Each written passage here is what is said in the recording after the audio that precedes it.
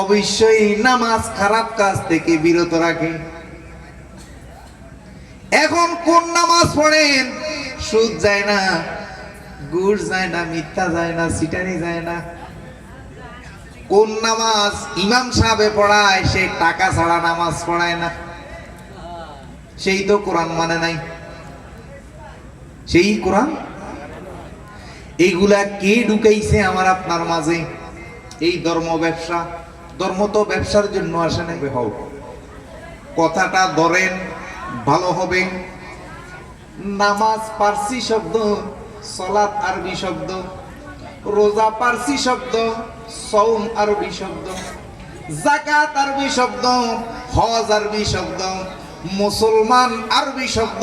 এখন মুসলমানের ফার্সি শব্দ কি? ইও।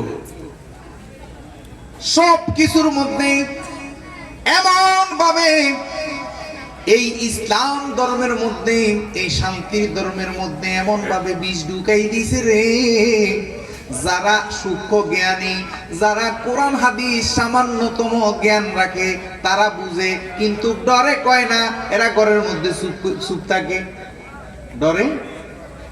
এই শুধু মুসলমান শব্দের অর্থটা যদি বুঝে নে, তাহলে আর সমাজে মারামারি থাকে না, হানাহানি থাকে না, কোবাকুবি থাকে না। শুধু মুসলমান শব্দটা যদি আমরা বুঝে যাই, এই মুসলমান আরবি শব্দ। এখন এটার পার্সিতে কি? এটার পার্সিতে হইল মুরিদ। পার্সিতে কি? মুরিদ। জোরে বলেন, পার্সিতে কি? বাবা আমার কথাটা অনেক দূর যাচ্ছে, বিভিন্ন মিডিয়া আসছে যাবে। তাইলে এই মুরিদ শব্দটা যদি ওই প্রথম থেকে যদি সমাজে প্রতিষ্ঠিত হইয়া যাইতো রে, তাইলে সবটি মানুষ একজন কামেল পীরের কাছে যাইয়া মুরিদ হইয়া যাইতো। কেন? মুসলমান শব্দের অর্থই হইল মুরিদ, মুরিদ হওয়া। সুবহানাল্লাহ। তাইলে এটা বুঝে যাইতো। এবারে বন্ড পীরের কাছে যাই কয়েক বছর ডস খাইলে পরে সে বুঝতো যে বন্ড পীর আরেকজনের কাছে যাই মুরিদ দিত, তো খুঁজতে খুঁজতে একদিন হলেও ভালো একজনের কাছে মুরিদ দিতে পারত। কিন্তু এখন মুসলমান শব্দের অর্থই বুঝে নাই, মুরিদই বোকার কাছে। বন্ড পীরও পাইব কই আর খাঁটি পীরও পাইব কই? ঠিক কথাটা বুঝতে পারছেন? বুঝলাম একটা বন্ড পীরের কাছে। কেন? মুসলমান শব্দের অর্থই হলো কি? পার্সিতে কি বলে? মুরিদ। তো সে যখন বুঝবে যে মাগো মুরিদ, মুরিদ কোথায় হইতে হইব? একজন আল্লাহমুখী আল্লাহওয়ালার কাছে মুরিদ হতে হবে। তো সে হক বন্ড পীরের কাছে, খারাপ পীরের কাছে, লুচ্চা পীরের কাছে, দুনিয়া লুবি পীরের কাছে, বহুত পীর আছে এই দুনিয়ার, তাবিজ পীর, এরপরে কত পীর আছে না? একটা দুইটা ডস খাইতে খাইতে সে শেষ মুহূর্তে এতরে বুঝতো। কেন? খাজা বাবা 4-5 জন পীর ছিল, গৌসে পাক আব্দুল কাদের জিলানীর কয়েকজন পীর ছিল, আমরা ইমাম আবু হানিফাকে মানি, ওনারও কয়েকজন পীর ছিল, আবু সালেহ লাহুরি, আমাদের গৌসুল আজম মাইজভান্ডারিরও কয়েকজন পীর ছিল। যখন বুঝতে পারতো যে এই দুনিয়া লুবি, এই ভণ্ড, এই লুচ্ছা, তাইলে 2-1 বছর যদিও ফাঁকে গেছে, মনে করেন যাবেন আর কি, আপনি রাজশাহী ভুলে উঠে গেছেন বরিশালের গাড়িতে, এখন আপনি ভুলে উঠছেন, ঠিক আছে, কাশপুর যাইয়া নামি গেলেন, নিমসা থেকে কাশপুর পর্যন্ত যাইয়া বুঝছেন যে এটা বরিশালের গাড়ি, আপনি রাজশাহী যেতে পারবেন না। একজন পীরকে ধরছেন কি জন্য? নিজের খাসলত পরিবর্তন করে নিজেকে পরিশুদ্ধ করার জন্য, একজন ভালো মানুষ হওয়ার জন্য, আল্লাহ এবং রাসূলকে চিনে নিজেকে বুঝার জন্য, নিজেকে চিনার জন্য। অর্ধেক হতে যাইয়া দেখেন যে আপনার ফিরে আপনার দুনিয়ার দিকে টানে, দুনিয়ার দিকে টানে, আল্লাহমুখী না আপনার ফির দুনিয়ামুখী। বুঝছেন আপনি কাশপুর ব্রিজে যাইয়া বুঝছেন যে না এটা তো রাজশাহীর গাড়ি না, এটা বরিশালের গাড়ি, তাইলে নাইমা গেলেন, 2-1 বছর ফাঁকে গেল। কিন্তু যদি আপনি মুসলমান শব্দের অর্থ বুঝতেন, এখন বাবা মুসলমান শব্দের অর্থ বুঝায় নাই। কে বুঝায় নাই? বাবারে এই দেশে যারা ধর্মগুরু আছে, এমন ভাবে আমাকে আপনাকে কোরআনটা সর্বপ্রথম বুঝতে দেয় নাই। এই কোরআন শরীফটা সর্বপ্রথম ভাই গিরিশচন্দ্র সেন বাংলা করে, রূপগঞ্জ বাড়ি। তাইলে এই দেশে 200 বছর আগে কোরআন বাংলা করে, আর ইসলাম ধর্ম আসছে 1400 বছর আগে। এই দেশে আসছে 600 বছর, 700 বছর, 800 বছর খাজা বাবার মাধ্যমে, শাহজালালের মাধ্যমে। আমাদের পূর্বপুরুষ হিন্দু ছিল। কেন? এখনো নারায়ণপুর, এখনো রামপুর, এই দেশে অসংখ্য গ্রাম আছে, আছে না নাই? তাইলে এগুলা কার নাম? গোবিন্দপুর। আজকে যে বাড়ি যে গ্রামটার মধ্যে আসছি নিমসা বড় গোবিন্দপুর, এই গোবিন্দপুর নিঃসন্দেহে আজ থেকে 200 বছর আগে এখানে হিন্দুর রাজ্য ছিল, ঠিক না বেটি? তাইলে বাবা বোঝা গেল এই 200 বছর আগে এত বড় বড় আকাবির, এত বড় বড় মুফতি আজমরা কেন কোরআন শরীফটা বাংলা করে নাই? মূলত তাদেরকে বাংলা করতে দেয় নাই বিদুর্মীরা। কেন? মানুষ আসল জিনিস বুঝে যাবে, বুঝে গেলে আর তাদের দামটা থাকবে, তাদের দামটা থাকবে কিভাবে? দেখেন গভীর মনোযোগ, এখানে অনেক আলেম ওলামারা আছেন, বিশেষ করে আমি গোলাম মঈনুদ্দিন যেখানে যাই গাপটি মারি, বড় বড় মুহাদ্দিস বড় বড় মুফতিরা মুখ বাঁধিয়ে আসি বসে থাকে, আজকে কোন কোন কথা কয় আবার নতুন করে। বাবা কথাগুলো ধরে নেন, আমরা সবাই সূরা ফাতিহা পড়ি, ইহদিনাস সিরাতাল মুস্তাকিম পড়ি কি পড়ি না? এটার অর্থ কি? আমাকে সহজ সরল পথ। তাইলে আমরা আল্লাহর কাছে ভিক্ষা চাইলাম, বা একজন কামেলে মোকাম্মেল পীরের কাছে আমরা চাইলাম আমাকে সহজ সরল পথ দেখাও। একটু পরে আবার বলতেছি ইন্না আ'তাইনাকাল কাউসার, কই কি কই না? তাইলে এটার অর্থ কি? নিশ্চয় আমি আপনাকে কাউসার দিয়েছি বা কাউসার দান করিব। কথা খেয়াল করেন, একটু আগে আল্লাহর কাছে ভিক্ষা চাইছি আমাকে সহজ সরল পথ দেখাও, 1 সেকেন্ড 2 সেকেন্ড 10 সেকেন্ডটা হয় নাই, 20 সেকেন্ডের মাথায় আবার বলতেছি নিশ্চয় আমি আপনাকে কাউসার দিবে। একটু আগে ছিলেন ভিখারি, একই নামাজে একই রাকাতের মধ্যে আপনি আবার হইয়া গেলেন বাদশা।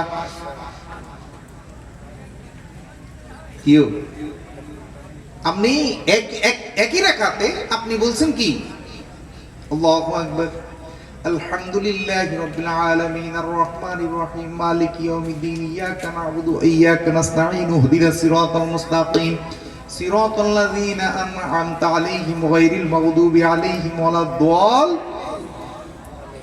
আপনি ভিখারি সেজে আল্লাহর প্রশংসা করছেন, আল্লাহর কাছে ভিক্ষা চাইছেন, মাবুদ আমাকে সহজ সরল পথ দেখাও, তাদের পথ নয়, গায়রিল মাগদুবি আলাইহিম ওয়ালাদ-দালিন, যারা পথভ্রষ্ট। এরপরে আপনি এটার সাথে একটা সূরা মিলাইতে হয়, সূরা ফাতিহার সাথে সূরা মিলাইতে হয়। তাহলে সূরা মিলাইতে গিয়ে আপনি পড়তেছেন ইন্না আ'তাইনাকাল কাউসার ফাসাল্লি লিরাব্বিকা ওয়ানহার। তাইলে ইন্না আ'তাইনাকাল কাউসার শব্দের অর্থ কি? নিশ্চয় আমি আপনাকে কাউসার দান করিব। আমার কথাগুলো ধরতে পারতেছেন? তাইলে আপনি একটু আগে আল্লাহর কাছে সহজ সরল পথ চেয়েছেন, একটু পরে আবার আল্লাহরে আপনি কাউসার দান করতেছেন। কন্যা একটু কারে কি বলিব গো আমি ভুলের ঘরে কইরা আইছি ভুল, আমি কারে কি বলিব গো ভুলের ঘরে আরে যেই ভুলের কারণে গো আমার, যেই ভুলের কারণে আমার ফাইকা গেছে মাতার চুল, আমি ভুলের ঘরে কইরা আইছি ভুল, আমি কারে কি বলিব গো ভুলের ঘরে কইরা আইছি।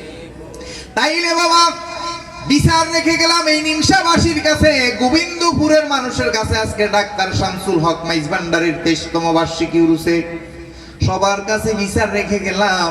আপনি একটু আগে চাইলেন ভিক্ষা, একই ব্যক্তি আবার দিতেছেন ভিক্ষা।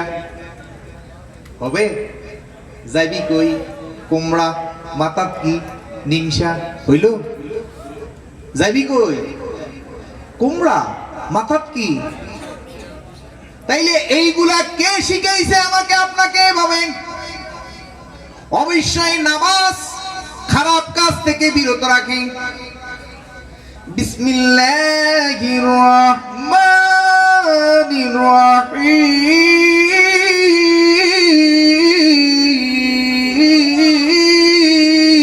আল্লাহু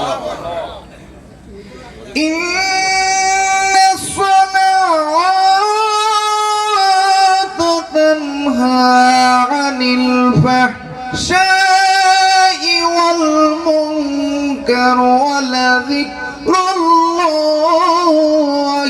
আকবার। অবশ্যই নামাজ খারাপ কাজ থেকে বিরত রাখে। এখন কোন নামাজ পড়েন? সুদ যায় না, ঘুষ যায় না, মিথ্যা যায় না, সিটারি যায় না। কোন নামাজ ইমাম সাহেবে পড়ায়? সে টাকা ছাড়া নামাজ পড়ায় না, সেই তো কোরআন মানে নাই। সেই কোরআন এইগুলা কে ঢুকাইছে আমার আপনার মাঝে? এই ধর্ম ব্যবসা। ধর্ম তো ব্যবসার জন্য আসে নাই। আমার নবীরে ধন সম্পদ খাদিজায় সব কিছু দিছে, দেখা নবীর মাঝে ভাগ্যবতী খাদিজা সপিয়া দিল জীবন আর যৌবন।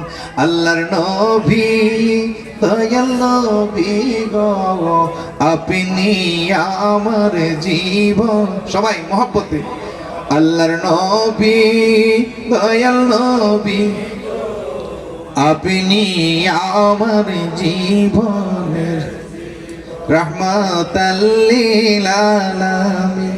আরে আপনি উম্মতের সাবিন, গুনাহগার উম্মতের আপনজন।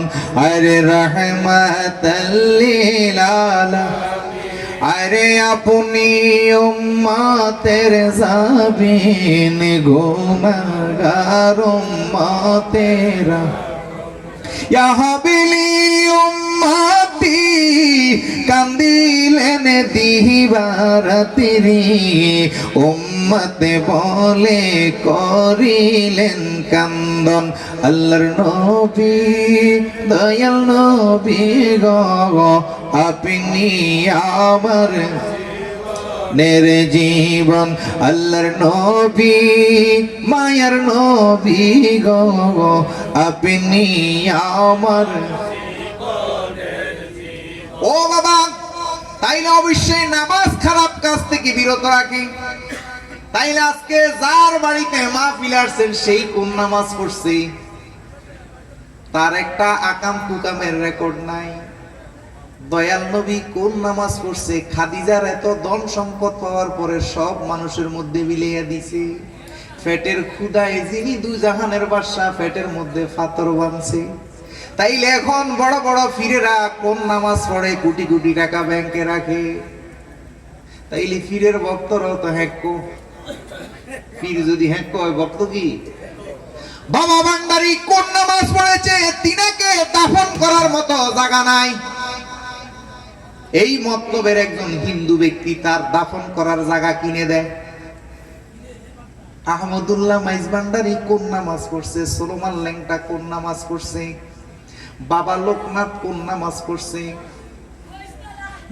বাবারে গভীর মনোযোগ, 5 ওয়াক্ত নামাজ আনছে। আবার নবী মেরাজে যাই হেতারা কয়, কাতারা কয়, হেতারা কয়, কিন্তু কিছু আয়াত কোরআনে নাই। এখন ইব্রাহিম নবীর আমলে 5 ওয়াক্ত নাই, ইসমাইল নবীর আমলে 5 ওয়াক্ত নাই, মুসার আমলে 5 ওয়াক্ত নাই। তাইলে তারা কি জাহান্নামী? এখন ইব্রাহিমে কোন নামাজ পড়ছে? কোরআন কোন নামাজের কথা বলে? অবশ্যই সালাত কোরআনে আছে, আছে না নাই? তাইলে কোরআন কোন নামাজ শিখায়? আল্লাহ কোন নামাজের কথা বলে? যেই নামাজ পড়ার কারণে মানুষ খারাপ কাজ থেকে বিরত থাকে, ধর্ম ব্যবসা করে না। এই বক্তাগিরি করি কোন নামাজ শিকার পরে? এই যে আমার কণ্ঠটা অহংকারী হয়ে যাচ্ছে, আপনাদেরকে বোঝানোর জন্য বলছি। যেই কণ্ঠটা যেভাবে ভাইরাল হয়েছে সারা ওয়ার্ল্ডে, কনসাই প্রত্যেক দিন 2-1টা প্রোগ্রাম 3টা প্রোগ্রাম করা যায়নি? যায়, পয়সার অভাব নাই। কিন্তু এই সিজনে একটা মাহফিলও নি নাই। দরকার নাই, আমি ধর্ম ব্যবসা করব না। আজকে যার মহব্বতে আসছি, আপনাদের ওদুদ মিস্ত্রি, ওনার কাছে কিছু তত্ত্ব জ্ঞান পাইছি, খুব ভালো কিছু শিক্ষা পাইছি। ওদুদ মিস্ত্রি আপনাদের এলাকায় পরিচিত লোকটা। আজকে 52 বছর মাইজবান্ডার যাওয়া আসা করে। সে আমার জিজ্ঞায়, কমইনুদ্দিন তোর একটা পরীক্ষা করি। আমি তো করন সে বাজান, এত বছর মাইজবান্ডার, আমি 52 বছর গেছি, তুই কত বছর যাস? আমি আমার জন্মের আগে আমার নাম রাখছে বাবা মঈনুদ্দিনে, গোলাম মঈনুদ্দিন। তাইলে বুঝা গেল জন্মের আগে থেকে যাই, ঠিক না? তো এই কয় যে বাজান কষায় সত্য করি কথা উগা চৈতন্য গুরু হয়েছে তুই। আমি কই সত্য কথা আমি ওনারে বলে দিছি। আমি কইছি না বাজান আমি একজনও চৈতন্য গুরু হয়নি। কি পাইছে? তো আমি কই সিটার বাট ফাটাইছি। আমিও 52 বছর ইড়াই গেছি। আমি 52 বছরে ইড়াই পাইছি। আমি তার একটা শেষ দিতেছি। আমি কই না দেশের দেশই পাইছি। সরে সরে বেয়াই আলা হয়, সরে সরে কি হয়? বেয়াই আলা হয়। এই শুধু তার কাছে এই হক কথাটা হওয়ার কারণে আজকে আসছি। কয় যে বাবা আমার ভাই খুব একটা আশিকিয়া ছিল, তোর মতো হকের জন্য যুদ্ধ করে গেছে, অনেক নির্যাতন সইছে, তার মাহফিলে তুই একটু আলোচনা করিস, শান্তি পাবো। তা হীরা মিয়া অনেক আশিকি মানুষ ছিল, তার মাহফিলটাতে একটু তুই আয়। তা আসছি। বিশেষ করি ওনার কথা যদি না মানি না শুনি তাইলে ওনার থেকে জ্ঞান হরণ করতে পারবো না। লোকটা ভালো জানলে ভালো। তো বাবা কিছু এলেম আছে এটি কোরআন হাদিসে থাকে না, এগুলা সিনার এলেম। এই জন্য কইছে ওরে সিনাই সিনাই লেখা পড়া শিক্ষা দিতেছে, গৌসুল আজম মাইজি ভান্ডারি স্কুল খুলেছে। এটা সিনার এলেম, যে এলেম আল্লাহ নবীরে শিখাইছে কিভাবে। ইকরা বিসমি রাব্বিকাল্লাযী খালাক। এই নবী আপনি ভয় পাইয়েন না, আল্লাহর সাথে নবীর সিনার সাথে একটা চাপ দিয়া কয় পড়ো না মানো নামে কন্যা সুবহানাল্লাহ। এই জন্য কামেল গুরু যদি কামেল গুরুরা যারা কামেল এবং কামল হয়ে যায়, ওরা যদি বুকের লগে বুক মিলিয়ে যদি একটা চাপ দেও সঠিকভাবে, আপনার 14 আলেমের সর্দার কন্যা সুবহানাল্লাহ, আপনি তাহার চিন্তাও করতে পারবেন না ওদের সাথে। বাবা গত পরশুদিন ফরিদপুর সসরাইল কি বাজার না এটা বেশার, হ্যাঁ গঙ্গানন্দপুর একটা অনুষ্ঠানে গেছি। আমাদেরকে অ্যাটাক করছে। 3টা প্রশ্ন দিছে। কয়টা প্রশ্ন? 3টা প্রশ্ন দিছে। প্রথম প্রশ্ন দিল যে আপনারা যে নবীরে দাঁড়াই সালাম দেন এগুলা কই পাইছেন? নবীকে যদি দাঁড়াই সালাম দিতে হয়, নবী হইল আল্লাহর বন্ধু। নবী প্রথম কয় নবী বড় না আল্লাহ বড়? আমি বললাম আল্লাহ বড়। তো নবীকে যদি দাঁড়াই সালাম দিতে হয় তাইলে আল্লাহকে মাহফিলের প্যান্ডেলে ছাদের উপর উঠি সালাম দিতে হবে। কেন? আল্লাহ বড়। কথা দেখছেন যুক্তি? আরো 2টা প্রশ্ন দিছে, 2টা প্রশ্নের কথা এখানে বলবো না। তাইলে আপনারা এটা কই পাইছেন দলিল? এই দলিল দেন। তা আশিকিরা এশকের জোরে অঘটন ঘটাইতে পারে। সত্যি কথা আমি কিন্তু তেমন একটা শিক্ষিত না। কেন? আমার সাথে আমার ওয়াজ মাহফিল শুনলে আলেমরা বুঝে যে আসলে পড়ছি ঠিক, সার্টিফিকেট কুতুরটি বানাইছি গাড়টি মান দিয়ে একবারে ফাজেল কামেল পর্যন্ত ডাক্তার ইঞ্জিনিয়ার, কিন্তু এত কিছু তো ভাই মাথার থাকে না। আপনি অনেক সময় দেখবেন কথা বলতে গেলে জানা কথাও ভুলে যাবেন। তো যাই হোক, এত এলেম কালাম হাদিস দলিলের এত কথা না। হুজুর ওর হাটাজারি মাদ্রাসা থেকে ইফতা করছে। ইফতা মানে অনেক বড় আলেম, পাগড়ি বান্ধি আসছে। তা আমি আবার যত কিছু হোক ভাই, আমি একটা জিনিস, আমার মুর্শিদ কাশেম শাহর উপরে আমার ইমান, আমার গৌসুল আজম মাইজভান্ডারির প্রতি আমার ইমান। আমার আল্লাহ কোরআনে বলছে অত ইজ্জু মাংতাসা অত জিল্লু মাংতাসা। এখানে যে আমারে বেইজ্জতি করবে না তার কোনো প্রমাণ আছে? এখানে যে আমাকে মেরে ফেলবে না তার কোনো প্রমাণ আছে? তুই তারা ভয় পাই লাভ কি? মৃত্যু হবেই। এখন আমি মোল্লার ডরে, ইয়াজিদের ডরে, আমার মা আমি এক মার এক ফুট, এর লেগে আমার বাক্সাত বড়ি রাখলো। তো বাক্সায় কি মালাকুল মৌত যাইতে পারবো না? তো হেন তো আমার মারতে পারবো। তো এই তারা ভয় আমি করি না। মোল্লারা 20-25 জন মনে করছে কাপড়াম। আমি তো বাজান আপনাদের প্রশ্ন আর আসেনি। কয় যে হুজুর আর নাই, এই 3টারে জবাব দেন।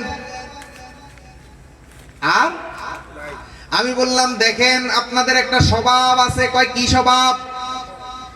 আপনারা প্রশ্ন করা শুরু করলে যখন হারতে লাগেন আরো প্রশ্ন বেড়ে যায়। কেন? 3 প্রশ্নের জবাব দিলে আপনার মনে হয় আর একটা করি। বাবা মৌলভী বাজার এরকম লিখিত দিই নাই, এই জন্য 80টা প্রশ্ন করছে। কয়টা প্রশ্ন? পরে শেষ মুহূর্তে চাই যে তারা এত চতুর, প্রশ্ন করতে করতে রাত শেষ করে ফেলবে, তাইলে আর মাফ। এটাও একটা কৌশল। আর ঢোল বাজাইতে দিত না, এটাও একটা কৌশল। প্রশ্ন করতে করতে রাত শেষ হয়ে যাব আর এরা ঢোল বাজাইতে পারত। হঠাৎ করে বললাম ঢোল বাজানো ছাড়া কোনো সৃষ্টি হয় না। ঢোল বাজানো ছাড়া কোনো সৃষ্টি হয় না। হুজুর এটার দলিল দেন। কইলাম যে আপনাদের দেশের দরবার মেল বিচার হয়নি? হয়। রায় কয়জনে আনে? এই পক্ষের 2 জন, ওই পক্ষের 2 জন। মানে ঠিক নি? কয় হ্যাঁ। আমি কই দুইজন লোক দেন, এরা যদি কয় হ্যাঁ তাইলে হ্যাঁ, কয় হ্যাঁ ঠিক আছে বুঝাই দিছি, যাক ওইদিকে যাবো না। বাবারে মোল্লারে বললাম, এখন আপনার কথা ঠিক আছে, খুব সুন্দর যুক্তি, নবী আল্লাহ থেকে, নবী আল্লাহর উপরে, তাইলে নবীরে যদি দাঁড়াইয়া সালাম দিতে হয় তাইলে আল্লাহরে আকাশে উঠতে দিতে হইব, মসজিদের ছাদে উঠতে দিতে হইব। সুন্দর কথা। ও বাবা আপনার কথা মানলাম, নবী আল্লাহ, আল্লাহ নবীর থেকে বড়, তাইলে নবীরে যদি দাঁড়াইয়া সালাম দিতে হয় আল্লাহর জন্য হেলিকপ্টার লইতে হইব, গরিব মানুষ করতে পাই। সোজা একটা হাড়ি কাটা দিলাম, বাবা আপনাদের দেশে খতম তারাবি হয়নি, এখন আরেক মোল্লায় কৌনি তো আমাদের মসজিদের ইমাম সাহেব হাফেজ, সেই তো খতম তারাবি পড়ায় না। প্রথম বললাম, বাবা ইন্নাল্লাহা ওয়া মালাইকাতাহু ইউসাল্লুনা আলান নবী ইয়া আইয়ুহাল্লাযীনা আমানু সাল্লু আলাইহি ওয়া সাল্লিমু তাসলিমা। এটা কি হাদিস শরীফ না কোরআন শরীফ? ওইটা কোরআন শরীফ। এটা কি শরীফ? এরপরে জিজ্ঞেস করলাম, ওমা আরসালনাকা ইল্লা রাহমাতাল লিল আলামিন, আমি আপনাকে রহমত স্বরূপ প্রেরণ করেছি, এটা কি কোরআন শরীফ না হাদিস শরীফ? হাদিস শরীফ। আর কোরআন শরীফ। ইন্না আরসালনাকা শাহিদাও ওয়া বাশিরা ওয়া নাযীরা, এটা কি কোরআন শরীফ না হাদিস শরীফ? কোরআন শরীফ। ওয়া রাফা'না লাকা যিক, এটা কি কোরআন শরীফ না হাদিস শরীফ? কোরআন শরীফ। তাহলে কয়টা আয়াত বললাম? 5টা, সবটি কি কোরআন শরীফ। তাইলে বাবা আপনাদের দেশে হুজুর, আপনি তো আসছেন, আপনি তো ওদের ফকের 25 জনের একজন, যে আপনিও তো বলছেন আল্লাহরে যদি দাঁড়িয়ে সালাম দিতে হয় তাইলে সালে উঠতে হবে, ঠিক নেই? কয় হ্যাঁ। আমি তো খতম তারাবি যে পড়েন, এই আয়াতগুলা কি বইসা পড়েন না দাঁড়াইয়া পড়েন? এই 5টা আয়াত কি দাঁড়াইয়া পড়েন না বইসা পড়েন? ক বিষয়ে দাঁড়াইয়া পড়ি। তাইলে যদি নবীর শান মান এই কোরআনের আয়াতগুলা যদি নামাজের মধ্যে দাঁড়াইয়া পড়তে পারেন, এই মিলাদ মাহফিলে যদি আপনি এই নবীর শানে যদি একটু কিয়াম করেন, কোনো সমস্যা আসেনি?